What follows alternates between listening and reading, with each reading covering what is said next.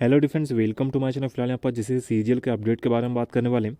तो फिलहाल सीजीएल का देख सकते हो एक अपडेट यहाँ पर निकल कर आ रहा है कि यहाँ पर हाई कोर्ट की तरफ से जो यहाँ पर जो है एफआईआर दर्ज करने का बात कहा गया। ठीक है, आप लोग को पता ही होगा कि फिलहाल यहाँ पर जैसे सीजीएल का जो पेपर यहाँ पर कंडक्ट हुआ उसको कितना विवादित है, कितना यहाँ प्रोटेस्ट हो रहा है इसको फिलहाल यहाँ पर रद्द करने के मांग को लेकर।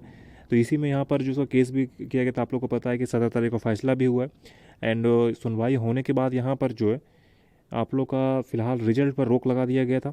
एंड इसका नेक्स्ट जो सुनवाई होगा वह 22 जनवरी को इसका जो है नेक्स्ट सुनवाई होने वाला। ठीक है, तो इसमें क्या क्या लिखा हुआ है मैं आप लोग को दिखा रहा हूँ, डिटेल क्या क्या इसमें मेंशन किया गया। तो रिक्वेस्ट है प्लीज़ वीडियो को देखना, कहीं पर स्किप मत करना। एंड वीडियो ज़्यादा शेयर कर दिया था कि जो भी यहाँ पर जो रिजल्ट का यहाँ पर रद्द करने का मांग कर रहे हैं वो यहाँ पर देख लेंगे क्या इसमें अपडेट दिया गया। तो यहाँ पर देख सकते हो कि जांच करने के साथ स्टेटस रिपोर्ट दायर करने का यहाँ पर निर्देश दिया गया है। सीजीएल परीक्षा केस में शिकायत पर एफआईआर दर्ज करे हाईकोर्ट, यानी कि यहाँ पर जो है जो यहाँ पर सीजीएल परीक्षा केस में जो है शिकायत जो हुआ है उस पर एफआईआर दर्ज करने का यहाँ पर जो है बोला गया कि एफआईआर इस पर दर्ज कीजिए हाई कोर्ट की तरफ से। ठीक है, अब यहाँ पर देख सकते हो लिखा गया कि हाई कोर्ट ने सीजीएल परीक्षा 2023 मामले में प्रतिवेदी राज्य सरकार मुख्य सचिव गृह विभाग के प्रधान सचिव व सदर थाना प्रभारी के प्रार्थियों द्वारा की गई शिकायत पर तत्काल एफआईआर दर्ज करने का निर्देश दिया गया।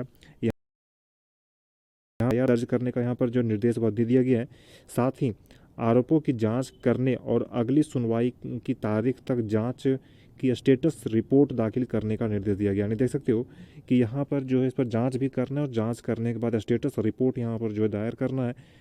कहा है कि उक्त प्रतिवेदी अगली तिथि तक अनिवार्य रूप से प्रति शपथ पत्र भी दाखिल करेंगे। इधर झारखंड हाईकोर्ट ने सीजीएल परीक्षा 2023 में गड़बड़ी की सीबीआई जांच को लेकर दायर पीआईएल में पारित आदेश अपलोड हो गया। ठीक है, अब यहाँ पर सीबीआई जांच का जो पीआईएल पारित आदेश है वो अपलोड हो चुका है। अगले आदेश तक परिणाम घोषित नहीं करा, यानी कि फिलहाल देखोगे तो अगले आदेश तक यहाँ पर रिजल्ट यहाँ पर घोषित करना ही नहीं है।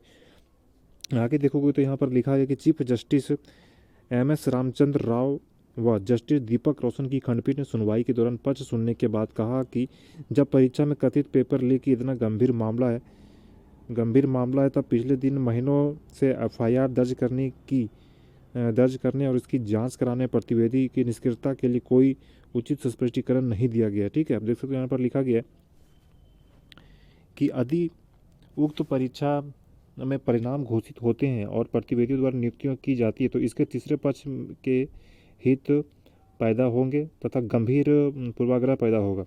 इन परिस्थितियों में हम प्रतिवेदी जेएसएससी को निर्देश देते हैं कि वह 21 और 22 सितंबर 2024 को उनके द्वारा आयोजित झारखंड सामान्य स्नातक संयुक्त प्रतियोगिता परीक्षा 2023 का परिणाम अगले आदेश तक घोषित नहीं करें। फिलहाल अगला आदेश तो इसे घोषित करना ही नहीं है, फिलहाल हाईकोर्ट का ऑर्डर है।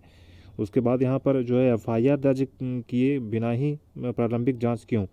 आप देख सकते हो बिना जो एफआईआर किए यहाँ पर जो प्रारंभिक जांच यहाँ पर कैसे होगा उसके बारे में बोला गया कि खंडपीठ ने कहा कि राज्य के अधिवक्ता हमारे समक्ष ऑनलाइन दर्ज की गई शिकायत पर एफआईआर दर्ज करने या वर्ष 2023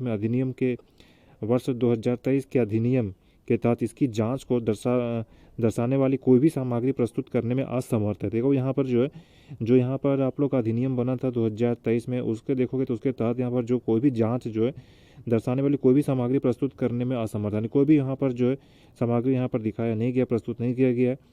एंड हम इस बात से हैरान हैं कि जब राज्य द्वारा ऐसे मामलों की जांच के लिए एक विशेष कानून बनाया गया है तो राज्य सरकार द्वारा उक्त कानून के तहत कोई कार्रवाई क्यों नहीं की गई। देख सकते हो सबसे बड़ा यहाँ पर बात बोला गया है कि जो है अगर आप कानून बनाए हो तो उस कानून के जरिए आप वहाँ पर जो है उसका जांच क्यों नहीं करवाए हो। ये यहाँ पर जो सबसे हैरानी वाली बात है, ये फिलहाल यहाँ पर हाईकोर्ट की तरफ से बोला गया कि जो है हम इस बात से हैरान है। देख सकते हो यहाँ पर लिखा गया कि इस बात से हैरान है कि जब राज्य द्वारा ऐसे मामलों की जाँच के लिए एक विशेष कानून बनाया गया, ये सब मामला जो भी ऐसा मामला है ये सब मामला के लिए यहाँ पर कानून बनाया गया है, तो राज्य सरकार द्वारा उक्त कानून के तहत कोई कार्रवाई नहीं की गई है। फिलहाल कोई कार्रवाई अभी तक नहीं किया गया। प्रथम, जब कानून किसी काम को करने का एक विशेष तरीका निर्धारित करता है तो कानून यह है कि केवल उस तरीके का पालन करना चाहिए और किसी अन्य तरीके का पालन नहीं करना चाहिए। हम यह समझने में विफल हैं कि जब अधिनियम के तहत एफआईआर दर्ज करने के लिए कोई प्रारंभिक जांच की आवश्यकता नहीं है तो प्रतिवेदी एफआईआर दर्ज किए बिना ही इस प्रारंभिक जांच क्यों कर रहे हैं। देखो यहाँ पर सबसे बड़ी बात है कि बोला गया कि यहाँ पर जो प्रतिवेदी है बिना एफआईआर दर्ज किए बिना जो है यहाँ प्रारंभिक जांच कैसे कर रहे हैं, यहाँ पर बात बोला गया है। यदि प्रतियोगी परीक्षा के पेपर लीक करने का अपराध अधिनियम के तहत एक संज्ञेय अपराध है, जैसा कि ललिता कुमारी बनाम उत्तर प्रदेश राज्य में माना गया है, तो सीआरपी की धारा 154 के तहत एफआईआर दर्ज करना अनिवार्य है। अब देखो यहाँ पर सीआरपी की जो धारा 154 है उसके तहत यहाँ पर देखोगे तो एफआईआर दर्ज करना अनिवार्य है। एंड यहाँ पर जो उत्तर प्रदेश का यहाँ पर बात बोला गया है, अधिसूचना में संज्ञेय अपराध का खुलासा होता है और ऐसी स्थिति में कोई भी प्रारंभिक जांच स्वीकार नहीं है, तो पुलिस अधिकारी अपराध दर्ज करने अपने कर्तव्य से बच नहीं सकता है। यदि उन्हें प्राप्त सूचना में संज्ञेय अपराध का खुलासा होता है तो एफआईआर दर्ज न करने वाली दोषी अधिकारियों के खिलाफ कार्रवाई की जानी चाहिए। यानी देख सकते हो कार्रवाई का भी बात बोला कि अगर ऐसा नहीं होता एफआईआर तो कार्रवाई भी किया जा सकता है। एंड प्रार्थी प्रकाश कुमार व एन की ओर से जनहित याचिका दायर की गई है। तो फिलहाल देख सकते हो कि यहाँ पर बहुत बड़ा अपडेट है कि यहाँ पर जो शिकायत किया गया था उस पर अभी तक एफआईआर दर्ज नहीं किया गया है, तो एफआईआर दर्ज करने का यहाँ बोला गया हाईकोर्ट की तरफ से। एंड स्टेटस रिपोर्ट, ठीक है, जो जांच किया जाएगा उसका स्टेटस रिपोर्ट भी यहाँ पर दायर करना है।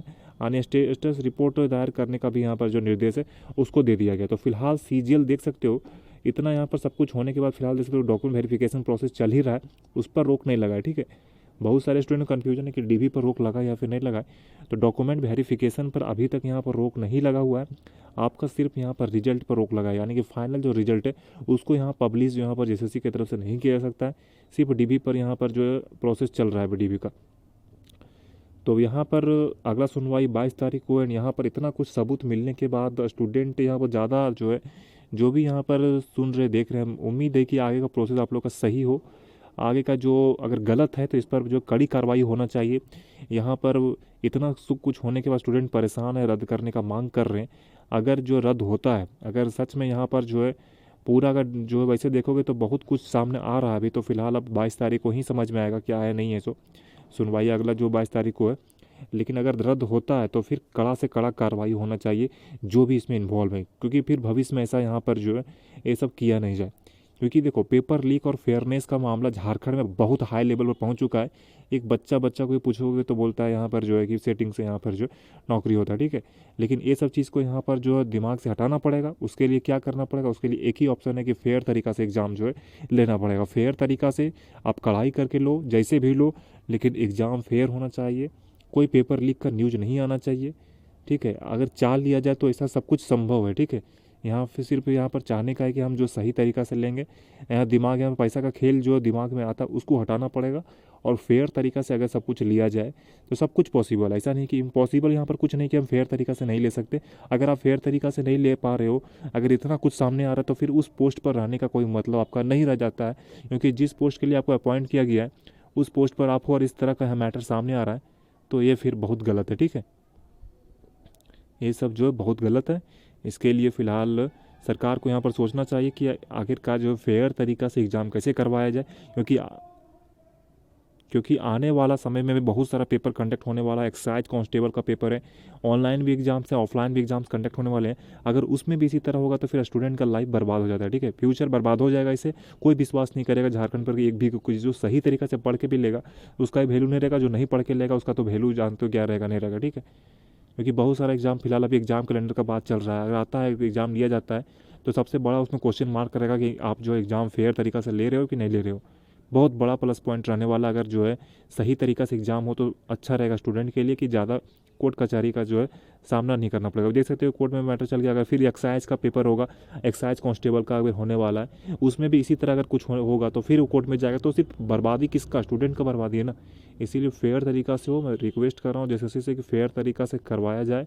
एंड यहाँ पर जो भी रिजल्ट्स पेंडिंग में लेडी सुपरवाइजर वाले कैंडिडेट्स वेट कर रहे हैं, पता नहीं क्यों नहीं यहाँ पर जारी किया जा रहा है। सीजीएल का रिजल्ट आप पहले जारी कर रहे हो, लेडी सुपरवाइजर का रिजल्ट अभी तक जारी नहीं कर रहे हो, फाइनल आंसर की तक का पता नहीं है। फिर आखिरकार फिर इतना कुछ चेंजिंग होने से क्या फ़ायदा, क्या तो कुछ यहाँ पर हो ही नहीं रहा है। तो एग्ज़ाम कैलेंडर का बोला गया था कि जारी कर देंगे। आप देख सकते हो करीबन जो 19 तारीख हो गया अभी तक एग्ज़ाम कैलेंडर नहीं दिया गया है।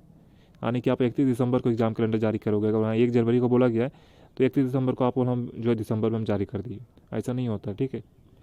इसीलिए जो भी प्रोसेस है सही तरीका से हो, फेयर तरीके से हो।